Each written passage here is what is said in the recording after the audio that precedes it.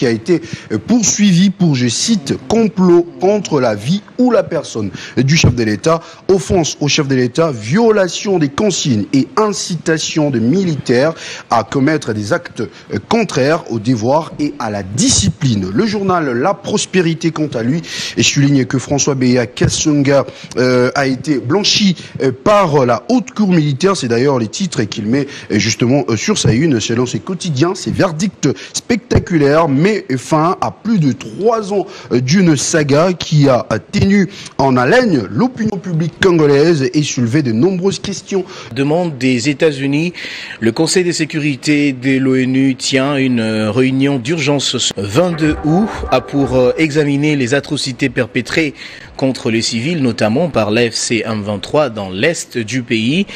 Ces derniers mois, plusieurs rapports des organisations de droits de l'homme ont fait état des tueries graves des civils par les éléments de la rébellion. Nous y reviendrons avec force et détails dans nos prochaines éditions.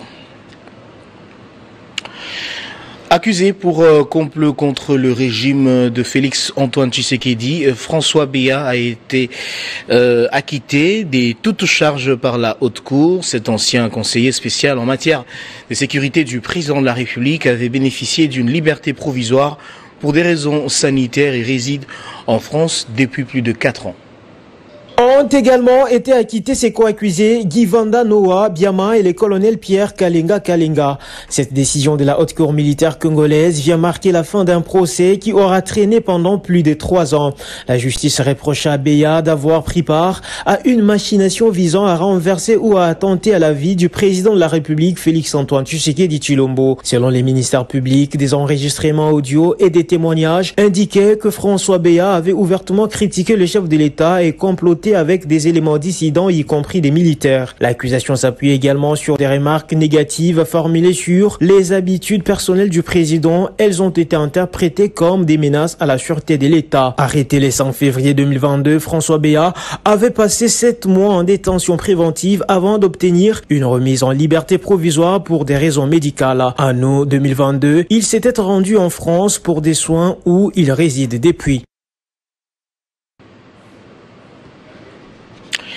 Et puis le procureur général près la Cour de cassation, Firmin Mvondé, a échangé jeudi avec l'actuel ministre de la Justice, Guillaume Ngefa. Cette rencontre s'inscrit dans une démarche de courtoisie, de prise de contact, mais aussi de renforcement des synergies au sommet de l'appareil judiciaire de la République démocratique du Congo.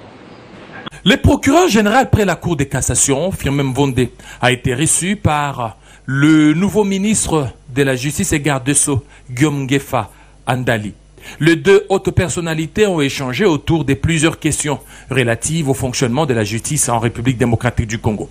À l'issue de cette rencontre, le procureur général Mvondé a réaffirmé sa volonté de travailler en parfaite harmonie avec le nouveau patron de la justice, tout en promettant de s'investir pour le redressement du secteur judiciaire en République démocratique du Congo. Nous avons échangé sur un certain nombre de points, donc ici, il n'y a aucun réajustement à faire. Je crois que parce que c'est la justice, nous regarderons tous dans la même direction. Et croyez-moi, les résultats seront certainement palpables. Je n'ai pas d'autre chose à dire, mais je crois que le temps de la relance est là. Je dis bien le temps de la relance, parce qu'il n'y a aucun différend à arranger. Il n'y aura pas de recul. Nous allons booster pour que la justice gagne et que le peuple congolais puisse y trouver aussi sa contrepartie. Cette rencontre placée sous les signes du renouveau tranche avec les relations tendues qu'entretenait auparavant le procureur général avec l'ancien ministre de la Justice, qui avait constitué un sérieux frein à la bonne administration de la justice. Désormais, nombre de Congolais nourrissent l'espoir que cette collaboration renouvelée entre le patron des parquets et le ministre de la Justice contribuera à restaurer une justice nationale affaiblie par des profonde dérive. Ngefa Guillaume est venu redorer les blasons ternis de la justice congolaise. Et puis 4 mois ont suffi pour assurer la formation des greffiers pénitentiaires dans plusieurs secteurs judiciaires. Les ministres d'État en charge de la justice, Guillaume Ngefa, a remis les brevets aux différents lauréats. Les greffiers brevetés sont désormais appelés à œuvrer activement en faveur du respect des droits fondamentaux des détenus. L'Institut national de formation judiciaire, INAFORJ en sigle, a été le cadre d'une cérémonie solennelle au cours de laquelle 50 greffiers pénitentiaires civils et militaires, parmi lesquels 16 femmes, ont reçu leur brevet marquant la fin d'une formation intensive de 4 mois. L'événement a été rehaussé par la présence de Guillaume Ngefa Atondoko, nouveau ministre d'État, ministre de la Justice et garde des Sceaux. Lors de la cérémonie, il a félicité les lauréats pour leur engagement, soulignant que cette initiative s'inscrit dans la vision gouvernementale visant à renforcer les capacités des agents de l'État dans les buts d'un encadrement plus rigoureux du système pénitentiaire. La mission que l'État assigne aux greffiers pénitentiaires n'est pas facile. Il s'agit surtout de vous assurer en tout temps de la légalité et de la régularité de la détention de nos compatriotes. Au cours de ces 4 mois, les participants ont reçu une formation étoffée, couvrant plusieurs domaines clés. Les droits de l'homme en milieu carcéral, l'éthique et la déontologie du fonctionnaire public, la sécurité pénitentiaire et le maintien de l'ordre public, l'organisation judiciaire et la compétence des juridictions, l'informatique appliquée au secteur judiciaire. Dans son allocution, le ministre Ngefa a mis l'accent sur la légalité et la régularité des détentions, appelant le nouveau greffier à devenir des acteurs engagés dans les réformes en cours. Cette prise de position s'inscrit dans une dynamique plus large, instaurée depuis sa nomination. Le vice-ministre en charge de la Défense nationale, Guy Kabombo Mwadianvita, présent à l'événement, a salué l'engagement du gouvernement à professionnaliser la justice militaire, rappelant l'importance d'une justice pénitentiaire forte pour la stabilité institutionnelle. Cette cérémonie représente une avancée symbolique quant à la modernisation du système pénitentiaire en République démocratique du Congo. Elle illustre non seulement l'effort des formations des agents de l'État, mais aussi l'engagement politique du gouvernement à assurer les standards professionnels élevés dans la gestion carcérale. Une forte délégation syndicale regroupant plusieurs organisations dont l'Union des syndicats du Congo, USC, l'UNTC et la dynamique syndicale des finances est venue rencontrer le ministre des Finances. Cette visite avait pour objectif d'une part de remercier le président de la République, Félix Tshisekedi, pour avoir renouvelé sa confiance en la personne de Doudou Fwamba Likunde Libota à la tête du ministère des Finances et d'autre part plaider pour l'amélioration des conditions de travail des agents des administrations financières. Dans une atmosphère empreinte de respect et d'espoir, le ministre des Finances Doudou Fwamba Likunde Libota a reçu une importante délégation syndicale constituée de l'Union des syndicats du Congo, de l'Union nationale des travailleurs du Congo et de la dynamique syndicale des finances, au siège du ministère des Finances. Cette rencontre marque une étape importante dans la consolidation du dialogue social au sein de l'administration financière nationale. Les représentants syndicaux ont d'abord tenu à féliciter le ministre pour sa récente confirmation à la tête du ministère des Finances, symbole d'une confiance renouvelée du chef de l'État Félix Tshisekedi. En même temps, ils en ont profité pour exprimer les préoccupations des agents des administrations financières, en insistant notamment sur l'amélioration des conditions de travail et l'importance d'un renforcement de la prise en charge sociale, en particulier dans un contexte économique exigeant. Doudou Fwamba Likunde Libota a salué l'initiative des syndicats, qualifiant leur démarche de noble, soulignant qu'elle vise le bien-être collectif. Il s'est montré rassurant, affirmant sa disponibilité et son engagement à accompagner leurs revendications. Je vais demander aux uns aux autres de rentrer dans vos lieux de service pour aller travailler. Je suis très reconnaissant de ces messages de soutien à l'endroit du chef de l'État, ces remerciements que vous lui adressez pour m'avoir reconduit ici à la tête de ce ministère. Mais maintenant, l'heure est au travail. Nous devons faire ce dont les peuples attendent de nous. Vous, les agents et cadres de l'administration des finances, du secrétariat général,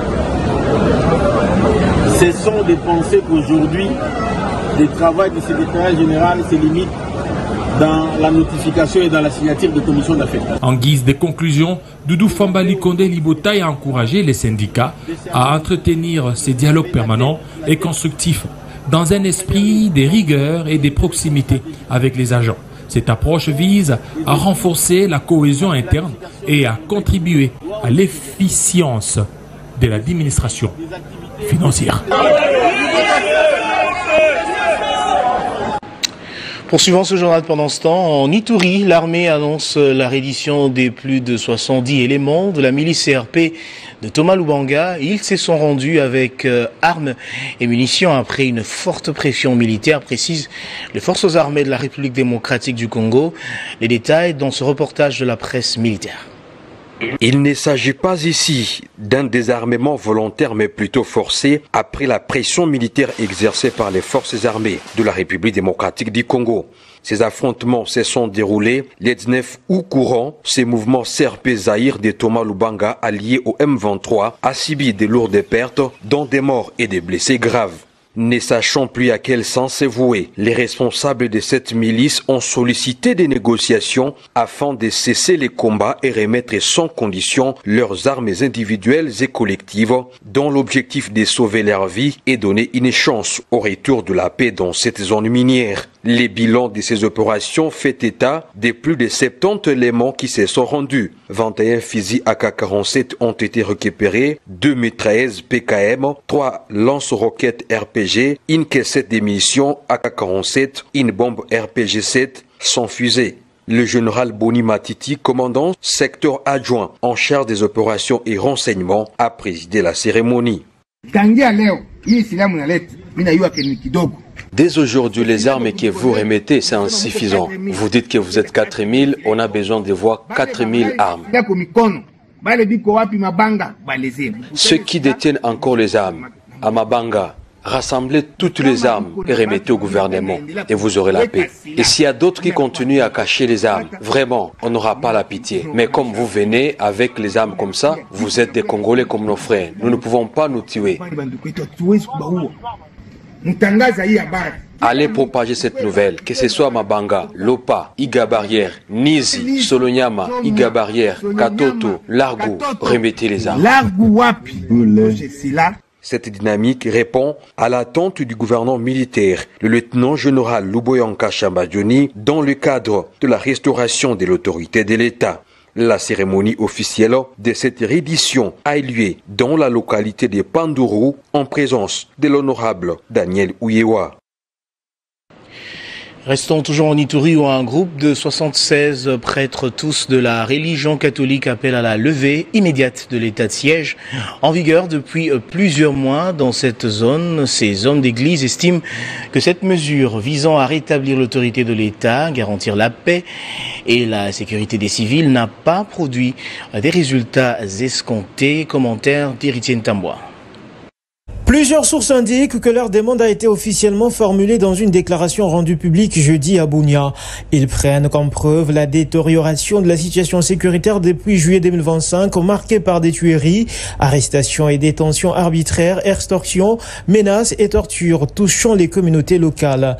Ce prêtre révèle que ces violences ont même atteint l'église catholique, rappelant le saccage et la profanation de la paroisse Saint-Jean des Capistrans à Lopa par des miliciens Codeco, ainsi que l'attaque meurtrière attribuée aux IDF contre la paroisse Bienheureuse à Noirit des Commandats, survenue il y a quelques semaines, causant la mort d'au moins 43 civils, dont des fidèles catholiques surpris en pleine veillée de prière. Ils illustrent aussi leur plainte par de nombreux enlèvements des civils sans défense et par la profanation le 19 août dernier de la propédeutique à Saint-Kizito de Bunia, des faits qui témoignent selon eux de l'inefficacité des forces de l'ordre, de l'échec de l'état de siège et de l'inaction de la MONUSCO. Ces hommes d'église demandent aussi le départ des casques bleus de la MONUSCO de l'Ituri, dénonçant leur incapacité à protéger les civils face au massacre et appellent les forces armées du pays à traquer tous les groupes armés sans distinction. Ils exhortent en outre les miliciens à déposer les armes et les fidèles catholiques à prier pour la paix et les vivre ensemble dans la province. En Afrique, je l'ai dit au sommaire, après le Rwanda, Eswatini et le Soudan du Sud, c'est au tour de Kampala de conclure un accord sur les migrants avec le gouvernement américain de Donald Trump. L'Ouganda, déjà premier pays d'accueil du continent avec plus de 1,7 million de réfugiés sur son territoire selon l'ONU. Et le dernier pays du continent a annoncé jeudi avoir accepté de recevoir des migrants envoyés par Washington sous certaines conditions. Premier pays d'accueil des réfugiés en Afrique avec plus de 1,7 million de personnes selon l'ONU. L'Ouganda entretient une coopération militaire étroite avec la République démocratique du Congo, notamment dans la lutte contre les groupes armés tels que les forces démocratiques alliées. Cette collaboration est jugée stratégique pour la stabilité régionale. Quant au Parti communiste congolais, la RDC doit être prudent. Je pense que chaque pays est libre de pouvoir accueillir des migrants comme il veut, mais nous avons des difficultés au niveau de la région de Grand Lac du fait que le Rwanda et l'Ouganda ont pris la décision d'attaquer la RDC et la ville de Kisangani a été détruite par une confrontation militaire entre les militaires rwandais et ougandais détruisant la ville. Et aujourd'hui, l'Ouganda est condamné au niveau de la justice internationale. Les deux pays n'ont pas assez de ressources, mais ils accueillent quand même des migrants. Il faudra qu'au niveau de la RDC, les dispositions soient prises, au besoin même de fermer les frontières avec ces deux pays. Parce que si on ne renforce pas la sécurité au niveau des frontières de la République démocratique du Congo, ces immigrants que vous appelez immigrants, les autres sont des terroristes. Et je pense que c'est une manière de renforcer le M23 et renforcer tous les groupes armés étrangers dans l'opération de pillage des richesses de la République démocratique du Congo. Voilà notre position et que c'est une bombe en retardement. Et la République démocratique du Congo doit prendre ça au sérieux.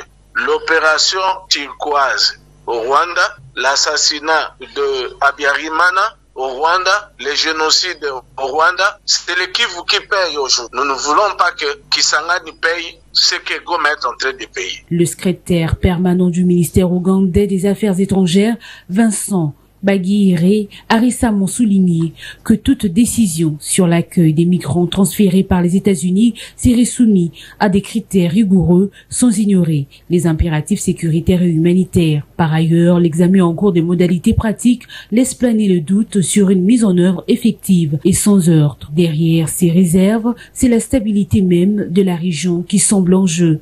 La menace persistante de groupes armés, couplée à la complexité des relations bilatérales entre l'Ouganda et la RDC, invite à la plus grande prudence. Ce contexte soulève ainsi des questions légitimes. Jusqu'où Ouganda est-il prêt à s'engager dans un accord qui pourrait déstabiliser encore plus une zone déjà fragile? L'efficacité et la sincérité de ces accords restent à démontrer. Au final, la posture ougandaise rappelle que les décisions migratoires ne peuvent être dissociées des réalités sécuritaires régionales. La stabilité durable de Grand Lac exige une coordination étroite sans laquelle tout accord risque de n'être qu'une façade diplomatique fragile sans garantie tangible sur terrain.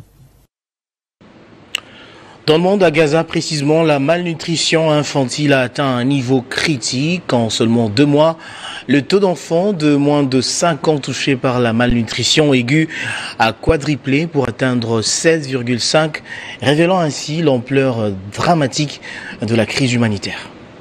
L'alerte des agences onusiennes, mais... Beaucoup de questions se posent là-dessus. On va évoquer également cela sur ce plateau. Bienvenue à tous, Monsieur Aristote, Monsieur Christian, Monsieur Eric. Bonjour madame. Merci. C'est un plaisir de vous recevoir sur ce plateau. On reste sur l'actualité. Aujourd'hui, pouvons-nous dire que nous sommes au point zéro concernant les négociations de Doha, Monsieur Eric? Point zéro, non, je ne pense pas. Mais je suis de ceux qui pensent que l'accord signé en fin juin 2025 à Washington n'aura beaucoup d'effet que lorsqu'on aura fini avec Doha. Pourquoi? Parce que avec d'abord Washington, c'était pour faire attester que réellement le Congo-Kinshasa a été agressé par le Rwanda. Et c'est fait, noir sur blanc, l'un et l'autre. Nous avions signé des accords comme pour dire que nous allons vers la paix. Mais seulement, encore faut-il que l'on puisse aussi faire en sorte que ceux de nôtres, dont les Congolais autrefois, ou encore instrumentalisés par le Rwanda pour tuer leurs propres frères et sœurs, donc ceux-là doivent aussi, eux, adhérer à la dynamique d'aller vers la paix. C'est ce qui est en train d'être fait au niveau de Doha. Et c'est alors qu'on va davantage évoluer. Pourquoi pas aller vers les accords économiques comme autrefois avec la CEPGL. Donc moi, je suis optimiste et je pense que ça pourra toujours aller. Parce que le Congo ne restera toujours pas à genoux. Il nous faudra nous relever pour retrouver la paix qui est un gage essentiel pour que nous puissions penser à créer notre pain. Et les jours où nous mangerons à notre satiété, on pensera au progrès et pourquoi pas rêver d'être grand et reprendre notre place de leader en Afrique. Reprendre cette place de leader, oui, c'est vrai, mais en ce net moment, on va le dire, hein, M. Ngarimé, les négociations piétinent. C'est vrai que Doha, aujourd'hui, on sent effectivement que c'est comme si, des part et d'autre, il n'y a pas une nette volonté de s'asseoir et de discuter clairement des problèmes qui dérangent les uns et les autres, notamment le gouvernement de la République démocratique du Congo, mais également de l'autre côté, la FCM23.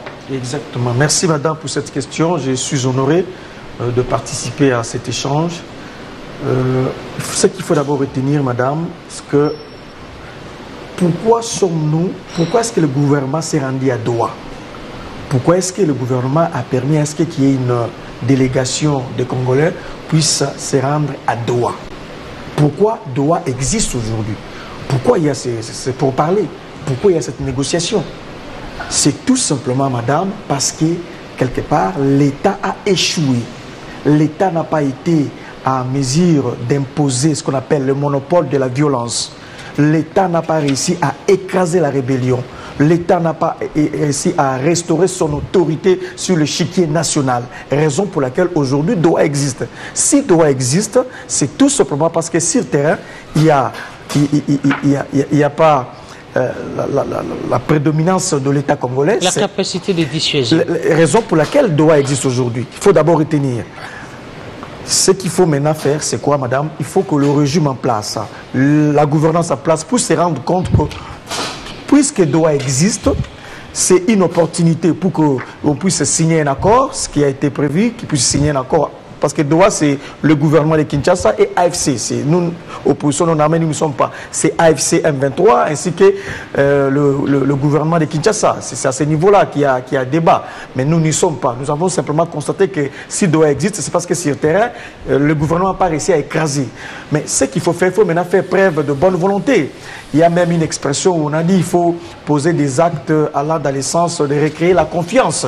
Il a été demandé que Kinshasa puisse libérer 6 pas 700 prisonniers et de l'autre côté aussi à Goma, il fallait poser certains actes pour qu'ils témoignent en effet qui est la paix. Mais des part et d'autres, ça bloque. À ce niveau. Oui, on sent visiblement, madame, on sent qu'il n'y a pas la volonté d'avancer de part d'autre. Moi, nous pensons tout simplement que Doha, là, ne va rien faire s'il n'y a pas la volonté entre les deux acteurs, les deux entités pour en effet nous amener à la paix. Donc c'est ça, nous constatons avec regret l'échec de Doha. Ça, c'est visible. Mais nous pensons par ailleurs, madame, et j'insiste, je pense que c'est même la position de notre parti. Nous pensons qu'après Doha, ça sera égal à avant Doha. Ça veut dire quoi? Ça veut dire tout simplement, nous pensons qu'il faut adopter le schéma proposé par les évêques, par les prélats. Quel est ce schéma? C'est mettre en place l'application de toutes les résolutions, toutes les recommandations des évêques pour que nous puissions nous retrouver autour d'une table afin d'échanger. Après Doha est égal avant Doha. Même si vous allez à Doha, vous signez un accord, mais il y aura toujours une disposition où on va vous renvoyer à discuter, à échanger sur le plan interne. Donc nous estimons qu'il faut respecter il faut appliquer ce que les évêques nous ont proposé pour que nous puissions faire l'économie des vies humaines. Monsieur Chokoro, bienvenue à Monsieur Olivier Sambaï qu'on avait annoncé tout à l'heure. Monsieur Chokoro, aujourd'hui, quel est l'élément déclencheur qui peut aujourd'hui permettre à ce que les négociations de Doha puissent aboutir? C'est vrai qu'on évoque la question des prisonniers, l'on évoque également de l'autre côté les mesures qui pourront permettre à ce que les deux parties se mettent en confiance aujourd'hui. Qu'est-ce qui pourrait être à ce jour l'élément déclencheur pour que le processus puisse avancer? Je vous remercie, madame, pour la question. Je tiens à saluer tous les co-débatteurs sur ces plateaux de télévision. J'ai mes doigts aussi de saluer la mémoire de mes compatriotes tués à Kafuru, dans les Rutshuru, à Kitshuru, Ivirive, à Nyabanira, où des gens ont été atrocement tués par des machettes, tués à la sorte des animaux par ces forces du mal, ces terroristes. Nous appelons de tous nos voeux à la justice pour que ces victimes puissent retrouver leur paix. Aussi, nous demandons à ce que Doha ne soit pas un cimetière éternel à ces victimes. Parce que ceux qui sont à la base de ces tueries ont été bénéficiaires des amnisties. Ce sont les mêmes qui ont tué depuis l'AFDEL. Ils se sont recyclés dans le RCD, puis dans le CNDP, puis dans le M23. En fait, je mets tout cela dans les crédits de l'impunité qui a été érigé parce que, à un moment donné, il nous a été obligé de dialoguer comme on nous le demande à Doha. Mais j'aimerais à ce que Doha, ces victimes, dont ces de Rutshuru, puissent y être représentées. Madame, à l'arrivée de l'AFDEL, j'ai perdu des proches familiers qui ont été enlevés. Non seulement on n'a jamais fini le deuil, mais nous n'avions jamais su ce qui leur était arrivé. Malheureusement, cette situation continue. À Goma, chaque nuit, des jeunes gens sont enlevés sous prétexte que c'est de FRDC ou de Wazalendo, alors qu'en réalité, c'est des gens qu'on prend de force pour aller être enrôlés dans l'armée et s'en servir comme chair à canon. Et comme finalité, on va venir nous dire d'oublier tout ça, tous ces crimes, au nom de la paix. J'ai dit non. C'est pourquoi nous sommes d'avis que Doha, c'est une distraction de plus. Je l'ai dit sur un plateau télévision de vos confrères, d'une télévision dont je ne vais pas faire de publicité ici, que Doha, c'est juste le prolongement de l'accord de Washington. Tout ce que Kagame n'a pas obtenu à Washington, il tient à l'obtenir à Doha. Parce que ce que vous appelez M23, j'ai riais quand mon frère disait que l'aventure ou l'escroquerie à FCM 23, c'est une opposition armée et ils sont dans l'opposition non armée. Mon cher ami, il faut arrêter de distraire la population congolaise. Nous sommes assez matures. En fait, en réalité, Doha veut être une couverture pour le rebelle Kabila et consorts, pour trouver une voie de sortie. Et aussi, il faut dire que Doha, pour Kagame, il faut pérenniser ces cycles d'affaiblissement de l'État congolais, notamment par ce qui a filtré l'accord qu'on vous propose. En fait, c'est l'accord du 23 mars qu'on veut nous faire gober. Mais M. Chokoro, que nous n'accepterons jamais. L'accord entre les négociations entre Washington a été applaudi par le gouvernement congolais.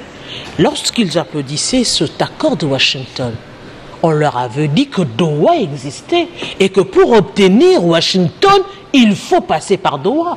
Puisque l'initiative est venue des États-Unis, pourquoi le gouvernement n'a pas clairement dit que nous avons des minerais, nous avons des bénéfices, mais si vous voulez nous aider à avoir cette paix, on ne va pas passer par ce schéma-là? Logiquement, Doha ne devrait pas exister. Parce que nous savons que ce qu'ils appellent cause profonde de la guerre à l'Est, ça s'appelle Kagame.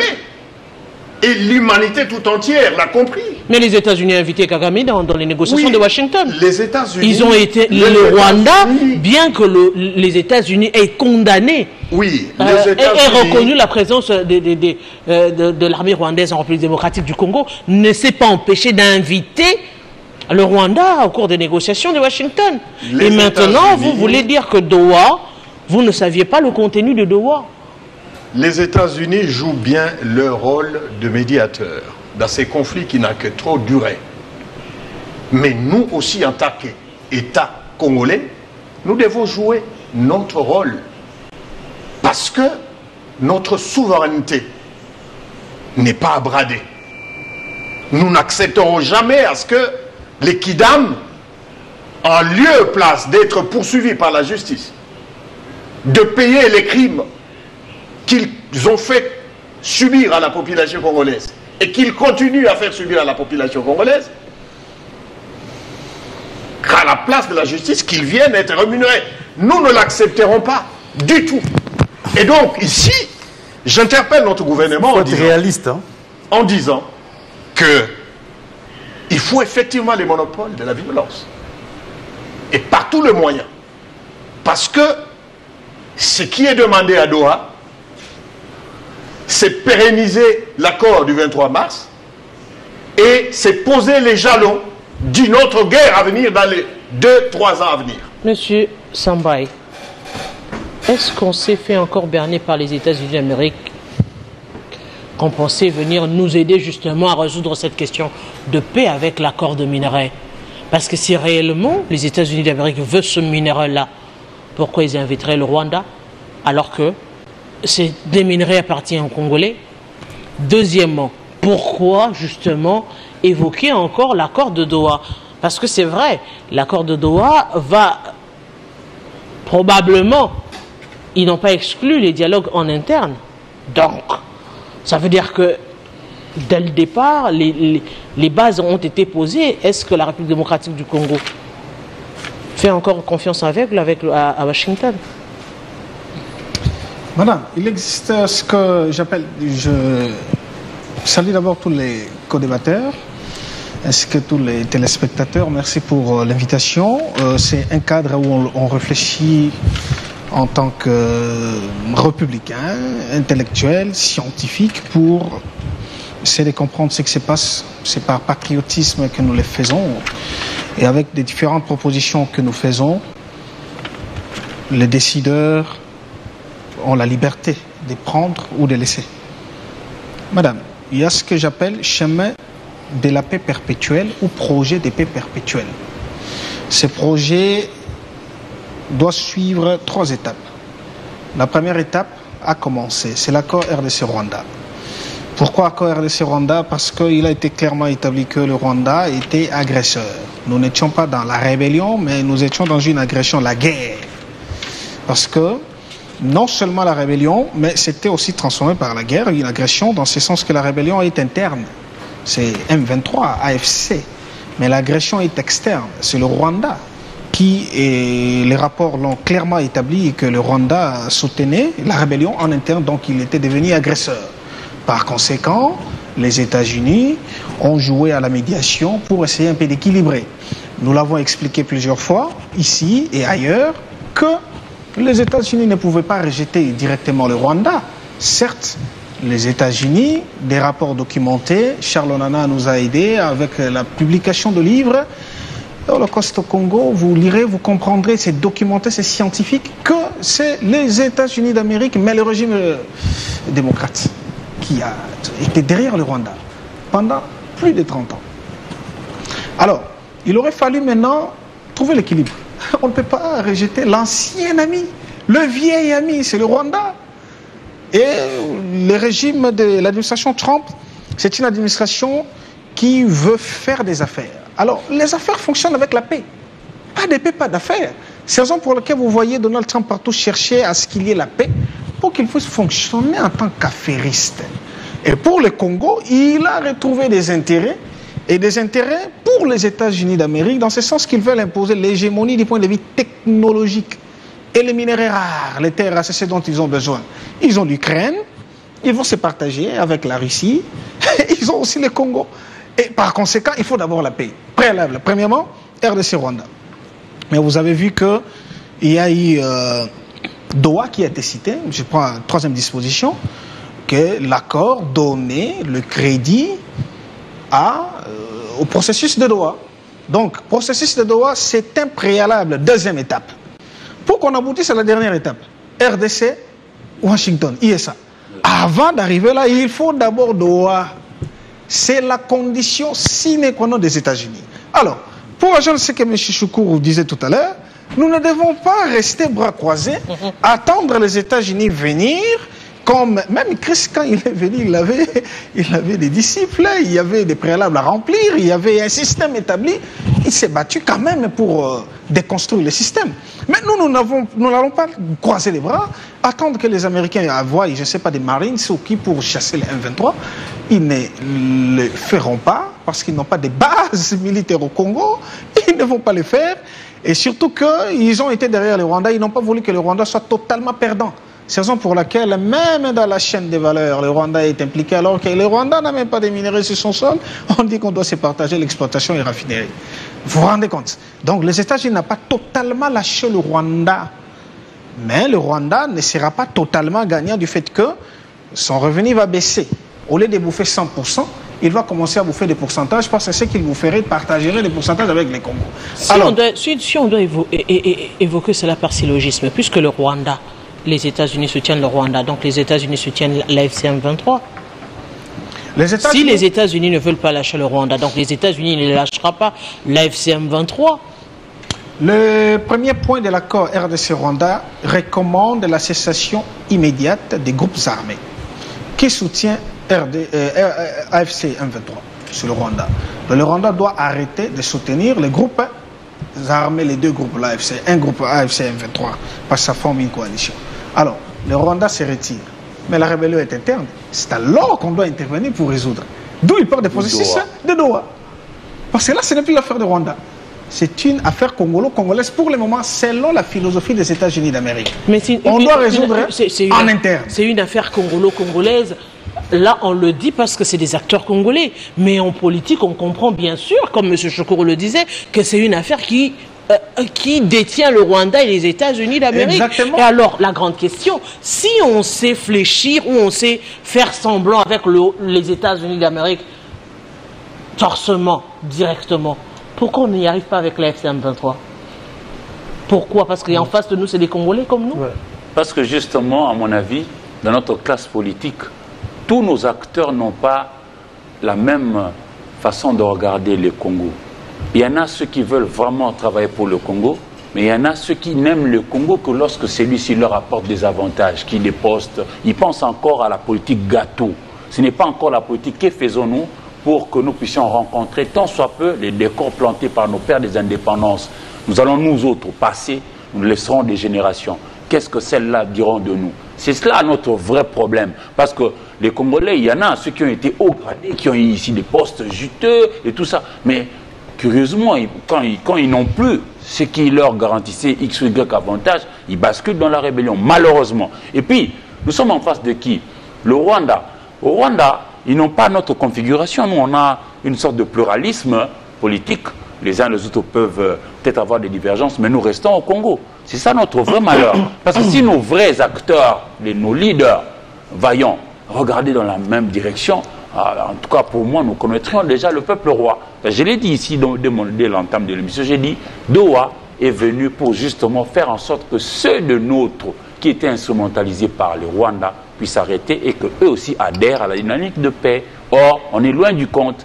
Et c'est comme ça que vous verrez, avec ce qui a fuité, comment pouvons-nous, par exemple, et heureusement que le chef de l'État a rejeté cela, comment pouvons-nous admettre que l'on puisse avoir une force intermédiaire dans laquelle on retrouvera 50% de ceux qui viennent à l'AFC, de l'AFC M23 et puis de FRDC? Ça ne va pas. Heureusement qu'on a refusé. Parce que dans les FRDC, vous avez les Wazalendo. Les Wazalendo qui sont considérés également comme un groupe, ce n'est pas l'armée congolaise. Non, non, mais ils sont fils de ce pays. Comme les Congolais qui sont allés dans la rébellion. Notre loi prévoit certaines dispositions qui disent que partout où nous sommes, nous devons défendre notre patrie. Avec n'importe lequel moyen que nous avons. Nous devons défendre notre patrie. Moi, je ne condamne pas les Ouazaliotes aussi longtemps qu'ils ne sont là que pour préserver les intérêts du Congo. Vous savez, lorsqu'il s'agit des Américains, il y a deux blocs, hein, des républicains que l'on peut assimiler à la droite française, par exemple, et puis les démocrates que l'on peut assimiler à la gauche française. Mais je note que lorsque ce sont les démocrates qui sont aux affaires, cas des Clinton, cas des autres là, nous autres là, nous avons beaucoup de problèmes. C'est des guerres partout. Je ne suis pas en train de dire que Trump est blanc comme neige, mais je note quand même qu'il s'est dit, tiens, ça fait plus de 30 ans que ça dure, il faut que ça cesse. Parce qu'en réalité, j'ai l'impression, et je l'ai dit, que nos frères africains ici n'ont toujours pas encore bien intériorisé la donne de France Fanon, qui en son temps avait dit que notre continent a la forme d'un revolver dont la gâchette se trouve chez nous. Mais mettons-nous pour aller vers la paix, nous gagnerons nous tous, parce que même lui, Kagame, il ne restera pas en vie à l'huitième éternel. Un jour viendra, il passera. Mais quels laisserons-nous aux autres? Mais justement, est-ce que le problème, M. Chokoro, c'est Kagame et la personne, ou c'est cette politique implantée par les États-Unis d'Amérique? Parce que c'est vrai qu'on va le lire. La vision comme telle de la configuration, c'est qu'on doit puiser en République démocratique du Congo. Que ce soit Kagame, peut-être le prochain, est-ce qu'il sera instrumentalisé aussi comme le fait Madame, maintenant? vous savez, dans les différentes cartes à présenter, il ne faut pas oublier que les États-Unis, c'est la plus grande puissance, on le dit, mais la Chine, qui monte, juste au fur et à moment, a aussi un peu gagné beaucoup d'espace en Afrique. On parle même de l'invasion jaune. J'ai comme l'impression que les États-Unis se disent, mais tiens, là on est en train de botter en touche, la Chine restera de nous damer le pion. Nous aussi, nous devons être présents sur le terrain. Mais être sur le terrain, pour peut-être espérer gagner, l'ami l'a dit, ah mais il faut qu'il y ait la paix. Sans la paix, on ne sait rien faire. Mais la paix veut dire, M. Chokoroko, qu'on doit outrepasser nos intérêts, on doit outrepasser ces questions, dont cette question que vous évoquez, la question de la justice aujourd'hui. Comment arriver à demander la paix alors que déjà dès le départ, vous dites qu'on va prendre la paix, on va négocier, mais vous serez arrêté. C'est compliqué. Est-ce que ce n'est pas vouloir la paix et son contraire en même temps? Madame, la phrase célébrissime du président Mzee Laurent Désiré Kabila, paix à son âme, me revient en esprit, lorsqu'il interrogeait les Congolais en disant « Vous voulez quelle sorte de dessin pour vous montrer effectivement que nous sommes agressés par le Rwanda ?» Si nous avions le problème avec le Rwanda et que nous avons eu un accord avec ces mêmes Rwandais à Washington, pourquoi n'a-t-il pas voulu tout de suite retirer ce qu'il a appelé mesures défensives? Parce qu'il n'y a pas de rébellion du M23 ou AFC cette escroquerie sans le Rwanda. C'est le Rwanda. Si aujourd'hui il retire ces bandits, ces terroristes, il n'y aura pas d'AFC. Oui. C'est clair, madame. Exactement. C'est très clair. Je répète la phrase de Mzee. Vous voulez quel type de dessin pour comprendre que c'est le Rwanda qui nous agresse? Vous avez vu où dans une armée, quand on vous trompe, qui est l'AFC a une armée où la quasi-totalité est une ethnie. Et aujourd'hui, nous vivons, ce que vous ne savez pas, nous vivons un génocide dans les Rutshuru. Les femmes FDLR qu'ils ont toujours cherché, c'est la communauté Hutu qui est en train d'être tuée atrocement comme des animaux. Et c'est ce qu'ils ont appelé FDLR. Madame, le Rwanda nous prépare une autre guerre à l'heure où je vous parle. Parce que pendant qu'il est en train de tuer les autochtones, il y a des gens de Tutsis rwandais qui quittent le Rwanda et qui sont en train d'être installés dans les territoires de Masisi et Rutshuru. Ça veut dire que demain, si vous signez un accord avec eux, il y a une autre guerre qui est en train de couver. Parce que le terre à qui appartient, donc la population à qui appartient ces terres, vont se venger. D'où l'intérêt pour la République aujourd'hui de négocier, d'instaurer cette paix pour arriver à occuper ces terres, justement pour l'avantage des Congolais. Madame, pourquoi? C'est que fait Kagame. Quel est aujourd'hui l'intérêt supérieur de la République démocratique du Congo de laisser cette partie encore occupée? Qu'est-ce que nous gagnons? Ce que fait Kagame, il joue au dilatoire. D'une part, il a des minéraux qu'il exploite. De l'autre part, il fait pourrir la situation. Au fait, Doha, Kagame est en train de jouer. Au fait, je me dis pourquoi le gouvernement congolais a accepté cette dictature alors qu'il avait une position qui pouvait faire fléchir l'ennemi, évidemment, à noix des alliances. Parce qu'aujourd'hui, ceux qui nous combattent aujourd'hui à l'Est, vous avez vanté ici sur ce plateau, c'est ne pas le secret que le Kenya a des troupes chez nous. Disant que c'est des minerais, il faudrait arriver à négocier, c'est des avantages. Vous avez vanté cet accord ici sur ce plateau. Madame, si cet accord seul suffisait, on aurait la paix. Parce que, effectivement, on a fini avec le Rwanda. Mais le Rwanda, lui, ne veut pas de paix. Le Rwanda veut une situation de pourriture. Parce que il a la santé dans la pourriture. Oui. Il nous revient à nous, Congolais, de savoir ce que nous voulons. Exact. De refuser la dictature des autres pays voisins. Mais qu'est-ce que nous voulons? De nouer ce qu'il faut comme accord stratégique. Parce que Kagame a réussi à rallier avec lui les Kenyans. Il a réussi à rallier avec lui l'Ouganda, même s'il nous joue des tours. Il a réussi à rallier les Soudans du Sud, qui répondent aux doigts de l'Ouganda. Ce sont là les troupes qui sont chez nous. Peut-être vous ne le savez pas. Nos FARDC sont des héros. Et les Wazalendo. Ils se battent avec plus de 5 pays. Et aujourd'hui, il faut dire que nous avions tenu tête. Parce que, comme en 1998, aujourd'hui, on aurait plus de 5 provinces sous contrôle du Rwanda. Aujourd'hui, le Rwanda, qu'on ne vous trompe pas, Goma est contrôlé par Kagame.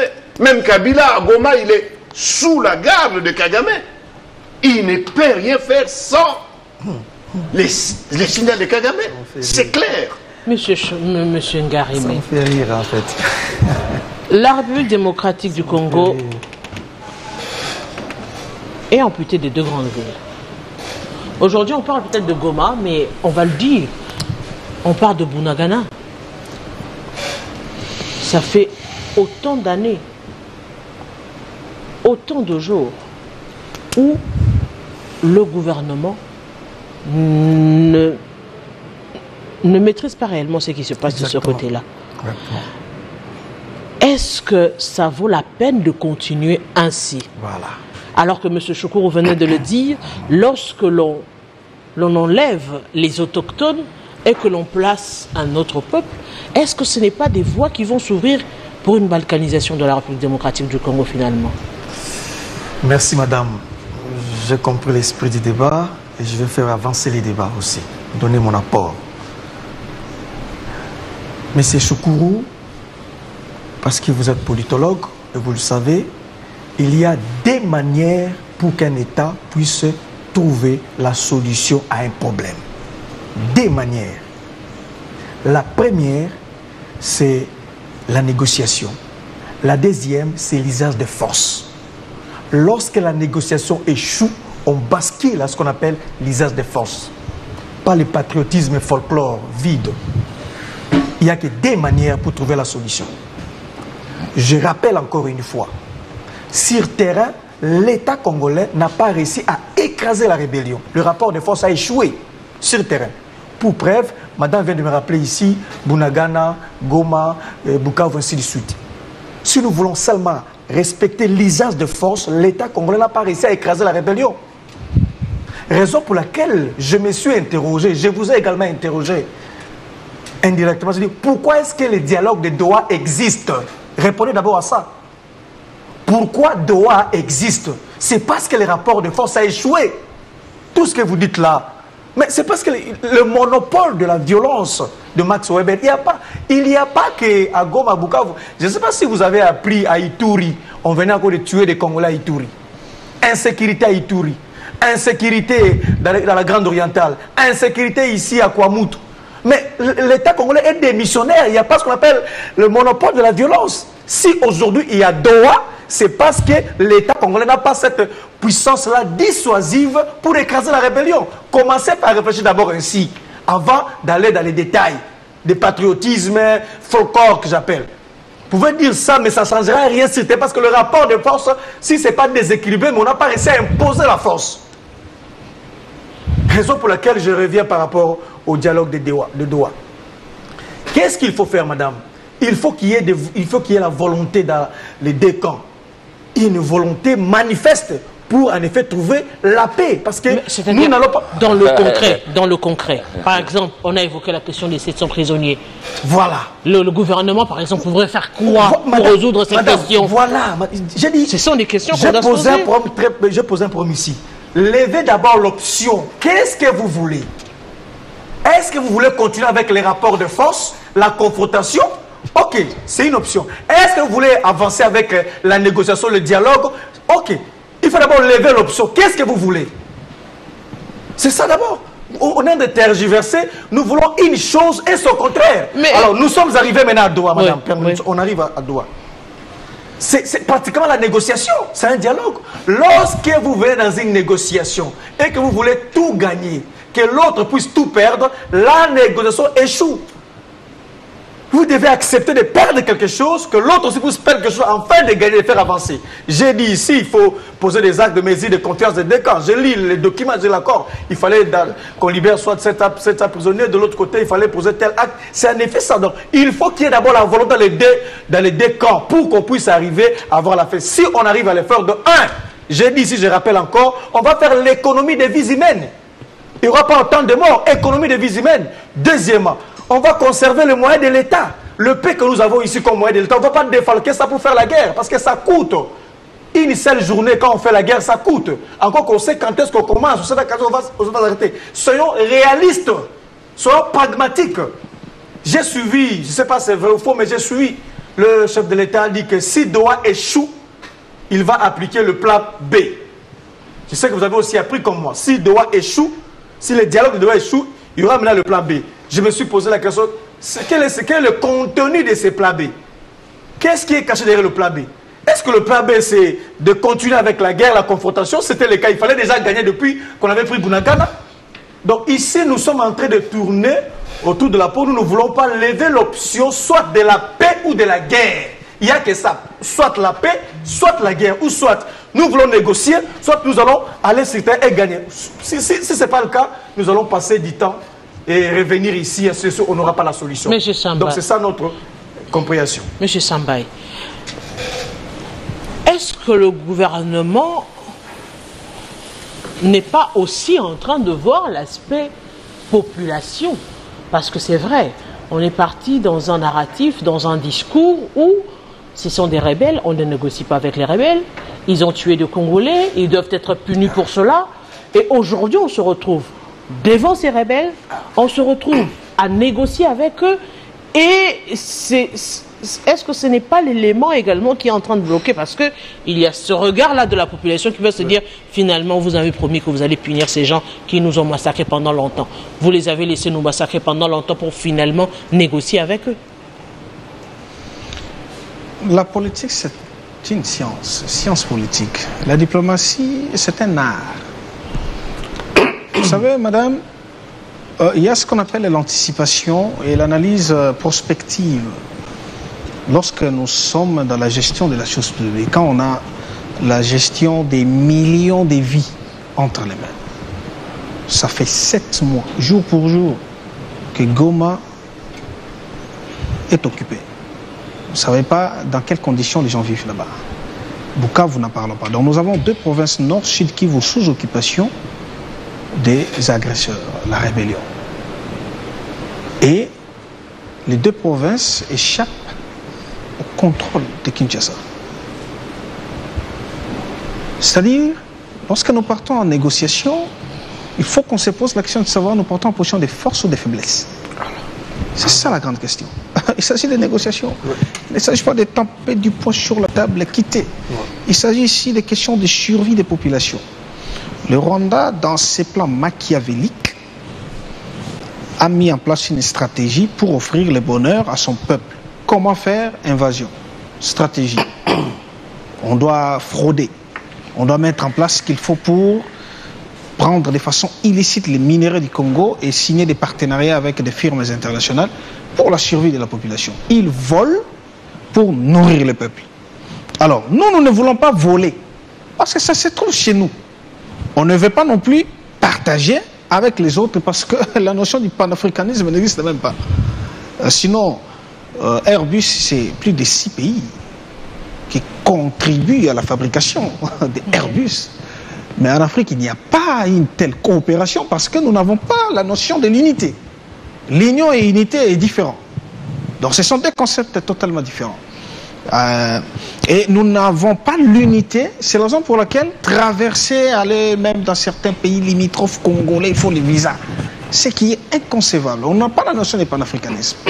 L'accord RDC-Rwanda, c'est un accord qui devait directement supprimer même Doha. Si on avait la notion du panafricanisme, pour dire, ah, c'est pour eux, travaillons ensemble. On s'ouvre, j'ai donné l'exemple de Airbus, parce que les États bénéficient de la production des Airbus qui sont vendus et chacun a ses parts. On l'aurait fait, simplement, on supprime carrément, parce que c'est le Rwanda qui finance FC et M23. Maintenant, la stratégie, c'est quoi? Le Rwanda ne veut pas tout perdre, veut continuer à bouffer seul. Il se retire, il me dit non, non, moi je me suis déjà retiré, c'est votre affaire congolo-congolaise, comme j'étais en train de le dire. Alors il revient maintenant à nous, que faire? On peut bien dire, bien parler, non, le Rwanda veut ceci, le Rwanda veut cela, mais que faire? Et si nous sommes ici, c'est pour faire des propositions. Qu'est-ce qu'il faut faire? On ne doit pas sortir ici avec des analyses seulement, certes factuelles, sans faire des propositions. La situation actuelle est similaire à la situation Ukraine et Russie. Ukraine négocie avec la Russie, Zelensky et Poutine. Zelensky a quelle position? Position de faiblesse. Vous avez des territoires, donc la Russie, 20% et l'Ukraine, 20 à 20% de l'intégrité territoriale est occupée par la Russie. L'Ukraine exige la récupération de ces territoires. La Russie dit niet. Bon, ce sont des terres rares et les États-Unis trouvent son compte et s'allient aux côtés de Poutine. C'est difficile qu'on rende encore ces territoires. L'Ukraine par position de faiblesse. Vous avez vu comment on a réussi les chefs d'État européens, comme c'est des chefs de département devant leur DG qui était Donald Trump. Alors, lorsque nous allons négocier avec Doha, partons-nous en position de force ou de faiblesse? Si nous partons en position, on ne doit pas se voiler la face, c'est en position de faiblesse. Parce que si nous disons, nous exigeons et qu'ils refusent, comment ils vont quitter? Comment ils vont libérer les territoires? Dans ce cas, ce qu'il faut faire, il faut qu'on s'ouvre la prospective pour offrir la paix à la population. Il faut, à un certain moment, dans la négociation, relations internationales, il y a des choses qu'on concède et on cède. Qu'est-ce qu'on doit concéder? Qu'est-ce qu'on doit céder? Parce que nous sommes en position de faiblesse. Nous n'avons pas la notion de panafricanisme. Les États proches de nous ont refusé. Vous avez vu les États européens soutenir l'Ukraine. Qui nous soutient en Afrique? Personne. Nous sommes abandonnés en position de faiblesse. Qu'est-ce qu'on fait pour le salut du peuple? À un certain moment, il faut bien négocier. Il faut marchander. Ce que l'un pose sur la table, vous proposez. Ils ont exigé 700 prisonniers à libérer. Mais marchandons. La Russie a cédé à la libération des prisonniers de l'Ukraine. C'est que dans les 700... La Russie a cédé, madame. La question de la libération des prisonniers qui n'a même pas encore été arrêtée sera évoquée. Je suis en train d'avancer. La Russie a cédé à l'exigence de l'Ukraine de libérer les prisonniers. Il y a des choses qu'on cède, qu'on concède. Attention de dire ça, on risquerait de quoi que vous êtes de l'autre côté. Non, moi, je fais une analyse intellectuelle et rationnelle. Parce que j'aime ce pays, je veux la paix. Voilà. Et parce que nous voulons la paix, il faut qu'on fasse des propositions. Voilà. La Russie, je répète encore, a accédé à la demande de l'Ukraine. Nous avons suivi, et Donald Trump l'a rappelé. Donald Trump a rappelé par 2 fois, devant les chefs d'État européens, qu'il a mis un terme à une guerre au Congo qui a duré 31 ans. Devant Zelensky, bureau Oval, il a encore répété qu'il a mis un terme. Mais il n'y a pas encore solution définitive. Mais il est en train de se vanter. Il cherche à ce qu'il y ait la paix. Mais qu'est-ce que nous devons faire? On doit profiter pour augmenter les enchères, négocier de façon rationnelle pour qu'on offre la paix. Alors, quand ils proposent 700, nous proposons quoi? On doit marchander parce qu'ils veulent assez aussi qu'ils s'y retrouvent. Alors, malheureusement, ça fait partie de la stratégie de la défense. Qu'est-ce qu'on fait en ce moment-là, madame? Lorsque on concède, dès lors qu'on trouve les compromis, c'est en ce moment-là que l'État parvient à s'organiser. C'est pourquoi j'ai dit qu'il faut un sursaut prospectif. On va trouver un compromis. On doit réorganiser les choses, on doit réorganiser l'armée, on doit organiser la sécurité, la défense, et on s'ouvre à une logique prospective en définissant 5-10 ans. Il y aura la paix, certes, à un prix qu'on peut accepter simplement parce qu'on est faible. Nous sommes dans une position de faiblesse. Si nous refusons, Les rebelles, ça fait déjà plus de 7 mois. Pensons aussi à la population qui y est. Quelle serait autre solution? Parce que les États-Unis ne viendront pas peut-être pour demander au Rwanda... Mais pour le gouvernement, est-ce que pour le gouvernement, ce ne serait pas certes négocier, mais aussi échouer en même temps? Je suis en train de dire, la politique c'est une science. La diplomatie c'est un art. Nous sommes dans une position rébellion-agression. Interrogeons même l'histoire. Interrogeons l'histoire. Hiroshima, on a reproché hier les négociations, ils vont revenir sur ce schéma, ils l'ont condamné. On peut le dire exactement, ce sont des discours politiques. On peut bien les dire. Ce sont des discours politiques, on peut bien les dire. Hiroshima, Nagasaki, interrogeons l'histoire. Mais ça conduit à la création des Nations Unies. Nazis, grands, Hitler, massacrer les Juifs. Mais aujourd'hui, comment ils vivent? Comment ils vivent? On apprend même aux enfants ce qu'a été la période des nazis. Ils apprennent ça à l'école juste pour réveiller la conscience. Voilà ce qu'il faut faire. Il faut prendre des dispositions en tant que juif pour que demain vous ne soyez pas encore massacrés. Voilà vous, les Allemands, ce que vous aviez fait il y a 80 ans. Prenez des dispositions, ouvrez-vous à l'éthique pour que ça ne puisse pas se répéter encore. C'est en fait ça. Qu'est-ce qu'on sait de ce concept? Pour terminer, madame, je dirais ceci. Il est dit qu'on doit négocier. En négociant, vous avez des condamnés. AFC. Et vous avez encore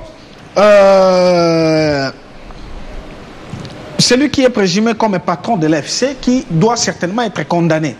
Comment on va régler cette affaire? Parce qu'il faut négocier avec AFC 23. On va encore exiger la libération du patron de l'AFC. On n'a jamais levé l'option. On veut la paix ou la guerre. Vous comprenez? Donc il va falloir qu'on puisse lever l'option, éclaircir les choses. Qu'est-ce qu'on concède? Qu'est-ce qu'on cède? Et ça, c'est la question fondamentale donnée au gouvernement. Ce sont des négociations, il faut marchander. Parce que nous n'avons pas toutes les cartes en main. L'AFC 23 n'ont pas toutes les cartes en main. Exactement. Nous présentons nos cartes, ils présentent les leurs, on marchande, on discute, on trouve un compromis. C'est ça la négociation. C'est ça qu'il faut faire, la négociation. Monsieur Izami, aujourd'hui... C'est la vérité, hein, ça fait mal, je sais que ça fait mal. Le sujet que nous abordons est une patate chaude. Hein. C'est pas facile, mais bon. Quand j'adhère à ce que dit Sambay, hein, il le dit bien. Quand Garim avait pris la parole, Aristote, il dit qu'il y avait un besoin assez substantiel de la bonne volonté de part et d'autre. J'ai envie de vous poser la question, cher Ngarimé. Avez-vous remarqué, quelle volonté, je n'ai pas compris. Vous avez dit volonté manifeste de pouvoir céder et puis de part et d'autre. Justement. Mais le Congo vous dira qu'il a quand même fait beaucoup d'efforts. Mais c'est nous qui sommes finalement agressés hein, pour avoir été dans la bonne foi. Parce que tout est, là, on va rentrer même à l'historique. Mais la question aujourd'hui, est-ce que la question, ce ne serait pas les négociations elles-mêmes, comment vous négociez en fait? Est-ce que le problème ce serait pas comment nous négocions, nous la République démocratique du Congo? Parce que c'est vrai, les réalités sont les mêmes, les frontières sont là, les minerais sont là, les États-Unis continueront à envier la République démocratique du Congo. Le Rwanda a déjà pris goût de survivre avec les minerais de la République démocratique du Congo. Alors comment arriver, puisque le gouvernement... L'on se pose la question. Le gouvernement a déjà tenté cette initiative, ce n'est pas une première. Le gouvernement, le chef de l'État, à peine nommé, est allé négocier avec Paul Kagame sur cette question des minerais, et sur cette question d'exploitation, justement. Ça veut dire que c'est du déjà fait. Pourquoi aujourd'hui donner l'impression que le monde va s'écrouler si on le refait? Ah, ben... Parce que justement, j'ai l'impression que dans la compréhension collective de notre opinion, quand on dit États-Unis, on dit superpuissance, la capacité de faire, d'empêcher de faire, de refuser de faire, et arriver même à faire faire. Alors, lorsqu'on arrive, on arrive toujours pas à avoir la paix que l'on veut, ça dérange. Mais tout ça, c'est parce que aussi notre classe politique ne nous a pas aidés. Oui, sincèrement. Imaginez-vous, déjà à Sun City 2002, on se disait, il nous fallait recréer notre armée réellement nationale, professionnelle, dissuasive, équipée, etc., etc. On est passé à côté de la plaque.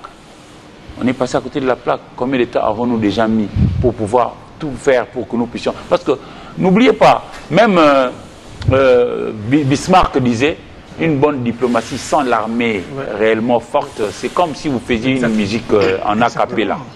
Nous devons, nous, prendre conscience. Ici, nous sommes suivis non pas que par des aînés, hein, des gens qui ont un certain âge, même par les enfants. Alors moi, je voudrais ici rappeler, Samba, il a dit autrement avec Nagasaki et Hiroshima, mais moi, je voudrais ici rappeler l'histoire telle que la Chine avait vécu aux côtés du Japon.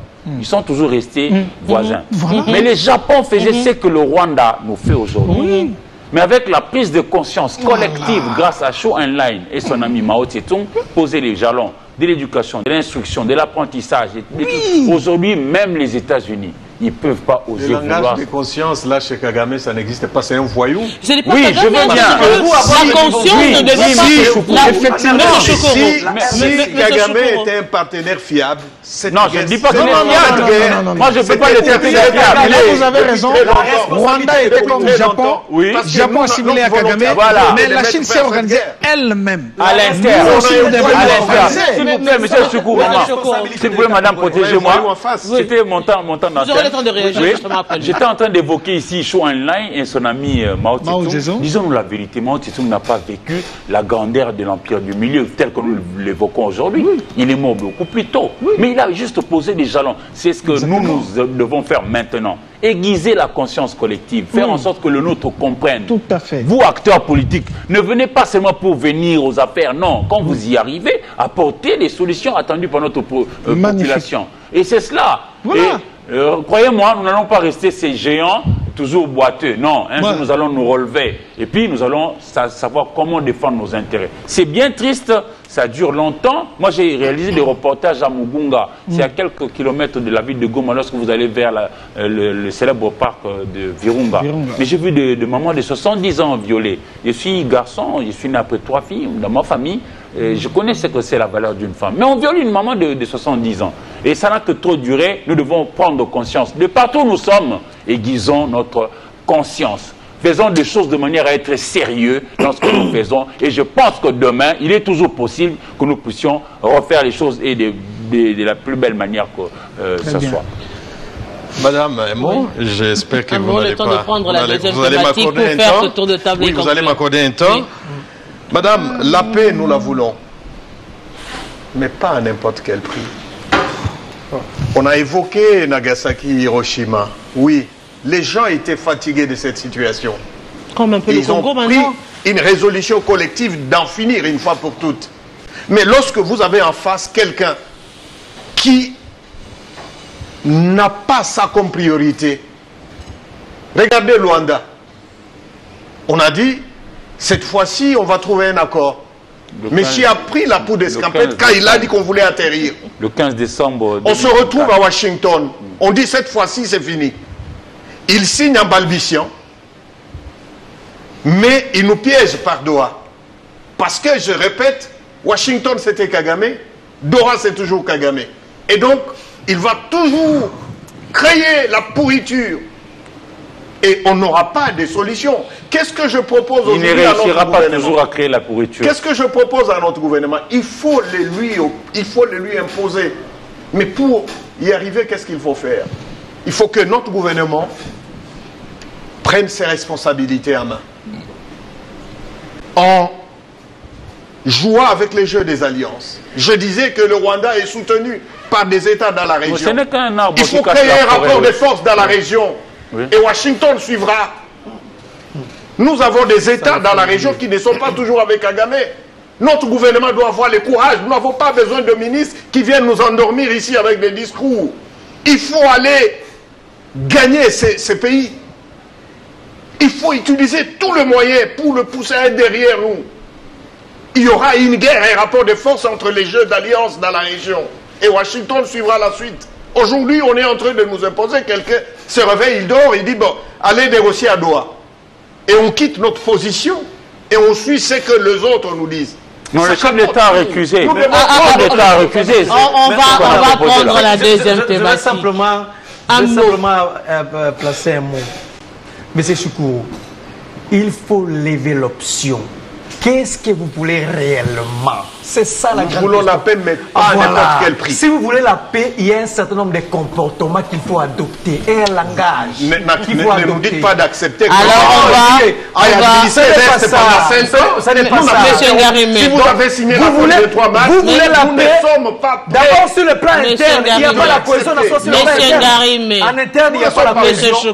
Il n'y a pas l'unité. On va évoquer. Vous allez dénégocier en 2028. Nous n'accepterons pas. Vous ne serez pas là en 2028, nous serons là. Vous voulez négocier en 2028. Vous ne serez pas là parce que vous serez en prison.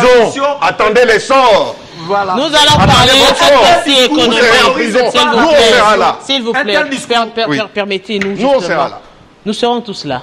Nous serons tous là. Voilà. Je vous rassure que nous serons tous là. Les autres seront en prison. Alors, sera en prison. Kabila sera en prison. Nous allons parler justement de la facture normalisée. Oui. C'est vrai qu'on évoque cela à travers les médias aujourd'hui pour parler de la valeur ajoutée justement de cette réforme. Aujourd'hui, on évoque la TVA. Déjà que le Congolais, lorsqu'on parle TVA, beaucoup de questions se posent sur cette TVA. C'est quoi la TVA? C'est quoi la facture normalisée aujourd'hui? Et quels sont justement les avantages de cette nouvelle réforme? Oui, je pense que notre population sait que nous avons 3 grandes régies financières. La DGDA, l'autre fois on avait appelé ça OFIDA, Direction Générale des Douanes et Accises, la DGRAD, Direction Générale des Recettes Administratives Domaniales de Participation, et puis la DGI, Direction Générale des Impôts. Alors ça se passe au niveau de la Direction Générale des Impôts qui autrefois avait ce qu'on avait appelé l'impôt sur le chiffre d'affaires. On a écarté ça pour mettre en place la TVA. Mais par rapport à ça, ce sont des réformes qui arrivent. Je crois que c'est arrivé aussi à être mis en place comme ça avec l'actuel ministre de Finances, Doudou Fouambali-Koundé Libotey. Et justement, c'est impulsé par la première ministre, le chef de l'État lui-même, l'ensemble du gouvernement. C'est une facture sécurisée et mise via un système de facturation agréé. Et ça part de la Direction Générale des Impôts. Et il s'agit ici de tracer chaque opération de vente ou d'achat et tout ça pour avoir beaucoup plus de transparence par rapport à tout ce que nous pouvons avoir dans la marmite de cette régie financière, la DGI, pour avoir la possibilité de lutter encore efficacement contre la fraude fiscale et puis avoir la possibilité de faire la bonne collecte des impôts et tout ça. Et puis, ça permettra par ailleurs à l'État congolais d'avoir le moyen de sa politique pour nous créer ce qu'on a besoin. L'école, l'hôpital, la route, les ponts, etc., etc. Alors la facture normalisée devra être utilisée par toutes les structures qui font les opérations de vente ou achat et tout ça. Et puis automatiquement, ça sera connecté avec la DGI qui s'apprête d'ailleurs à lancer ses experts sur le terrain pour davantage expliquer à la population et on connaîtra qui a vendu quoi, à quel prix et combien il devra payer à l'État comme impôt. Mais donc payer l'impôt de manière juste. Monsieur Sambaï, justement cette question, parce qu'on va évoquer ici la TVA. C'est vrai qu'ailleurs, lorsqu'on va ailleurs, vous achetez, et à la fin même, je crois qu'avant de quitter le pays, l'on vous fait cette sommation de la TVA, on le retrocède à travers d'autres produits. Mais cela, par exemple, la TVA, depuis que ça a été lancé en République démocratique du Congo, on va dans les supermarchés, on achète des histoires. On écrit toujours dans la facture TVA, mais on nous retrouve. Comment ça se passe en fait? Comment comprendre cela pour le bien-être des Congolais? Bon, il y a des réformes économiques qui sont normalement envisagées dans chaque État, mais la finalité, c'est que la population se retrouve. Exactement. Est-ce que la population se retrouve derrière toutes les réformes? C'est la grande question que l'on peut se poser. Nous avons un sérieux problème, madame. Il y a un vide dans la gestion économico-financière de notre pays. On crie à l'accord RDC-Washington. Est-ce que nous sommes prêts? Nous avons une économie non formalisée. La thésaurisation prévaut sur la culture bancaire. Là, c'est une parenthèse que j'ouvre rapidement pour tirer sur l'aide d'alarme sur ce qui arrive. Même dans les institutions, il y a les Maboko Bank. Pas de traçabilité, de bout en bout. Comment est-ce qu'on peut vouloir négocier avec les États-Unis dans une structure non normalisée? Alors, la facture normalisée, en fait, est la TVA. Le bénéfice que quand on paye la taxe, ça va dans les comptes de trésor. Mais il faut qu'on ait des retombées. Chaque taxe. Alors, il faut qu'on justifie, voilà, cette année, la TVA donne cette somme, on défalque pour faire réaliser X, Y. Alors, au niveau de l'Assemblée nationale, dans la commission ECOFIN, lorsqu'ils présentent chaque année, il y a des rubriques qui sont présentées dans différentes réalisations ou recettes réalisées. On a les rubriques TVA, on a ceci, on a cela. Mais il manque une certaine traçabilité où il faudrait démontrer par A plus B, régresser jusqu'à l'infini pour retrouver exactement les montants qu'on nous présente ici sur la réalisation de TVA provient d'où. Alors vous allez peut-être descendre, vous n'allez pas trouver une traçabilité nette. Ça c'est un problème. Il faudra maintenant qu'on arrive à formaliser les choses de telle sorte que nous ayons la capacité de recourir à la traçabilité. La traçabilité, c'est un sérieux problème. Nous n'avons pas de standards. Et nous n'avons pas la facilité de tout tracer. Et surtout que notre économie est informelle.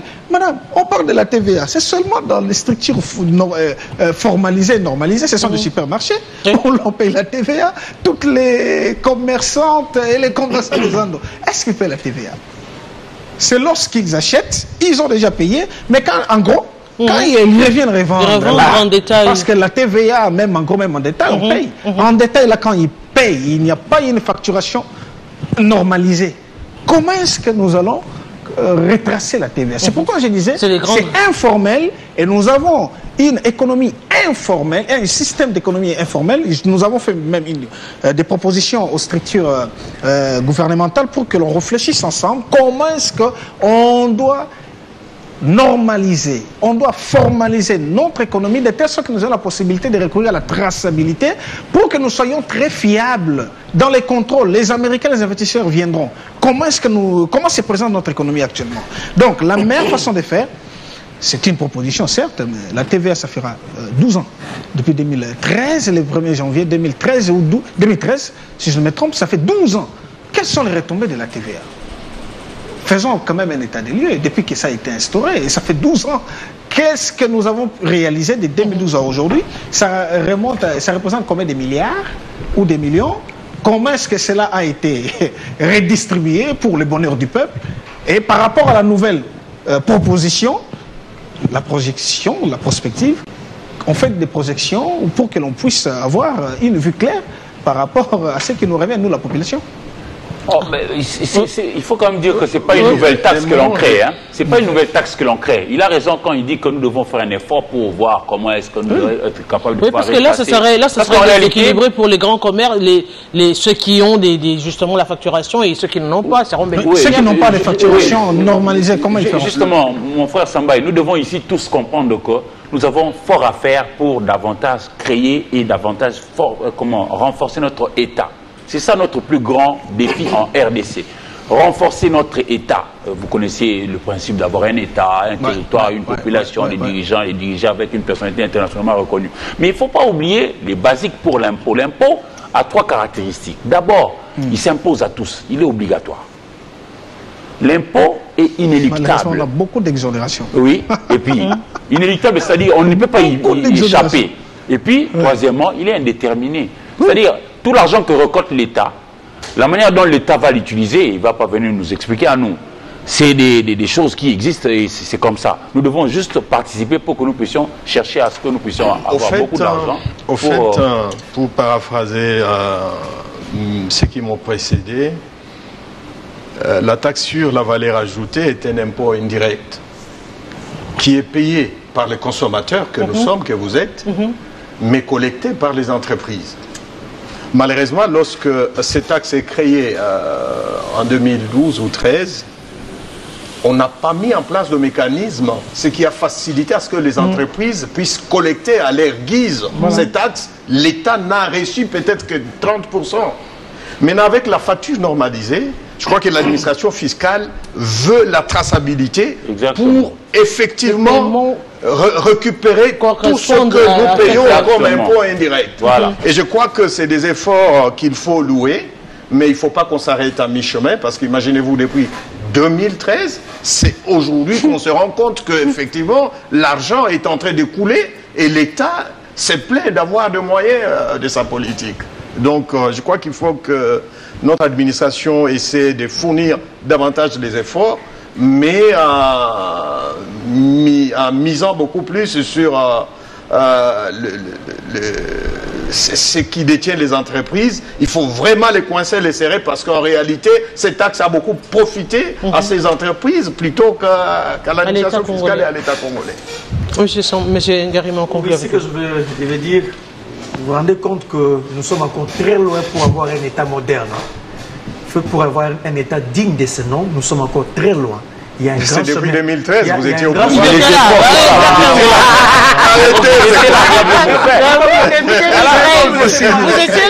J'étais en train de réfléchir. Ils racontent leur vie ici. Voilà. Comme si les Congolais sont bêtes et ils ont oublié. C'est ça. Il y a des réformes à faire. Il y a des réformes à faire pour avoir un État moderne. Ce que nous évoquons aujourd'hui, dans le pays de la sous-région, le pays de l'Est, ça se fait plus, c'est déjà très avancé. Vous allez au Kenya, Ouganda, Tanzanie, ainsi de suite. Ce sont des pays très avancés en termes de ces circuits. Mais ici, nous nous rendons compte que les chemins encore très loin à faire. Et j'encourage, pour avoir un État moderne, digne de ce nom, quitter de l'économie informelle à l'économie formelle, il faut des réformes à faire. Il faut des lois, il faut des politiques publiques mises en place pour avancer. Ici, je ne réfléchis pas comme quelqu'un de parti politique, comme intellectuel. Vous savez, à l'époque, lorsque Joseph Kabila Kabange a levé l'option de procéder par la bancarisation de la paye des fonctionnaires. Vous savez, on a récolté un montant important à l'époque. Il a fait on s'est rendu compte, avant de quitter le pouvoir.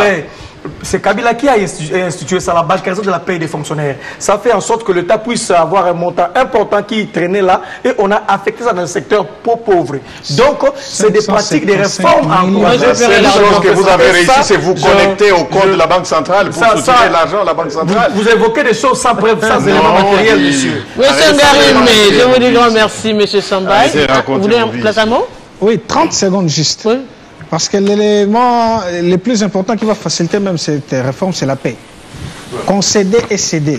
L'article 6 du dialogue RDC-Rwanda, mais on a cédé, non? On a aussi concédé. Le point 6 qui recommande les deux parties de partager les minerais, les parcs, la C'est là où j'ai dit que le Rwanda n'avait pas la bonne volonté d'aller vers la paix. Mais avec Doha aussi, il faut céder et concéder avec la finalité de... On est en train de former petit à petit. Il faut bien négocier. Que le gouvernement utilise toutes les cartes en main pour arriver à avoir un accord consensuel. Grand merci à vous, monsieur Olivier Sambaï, monsieur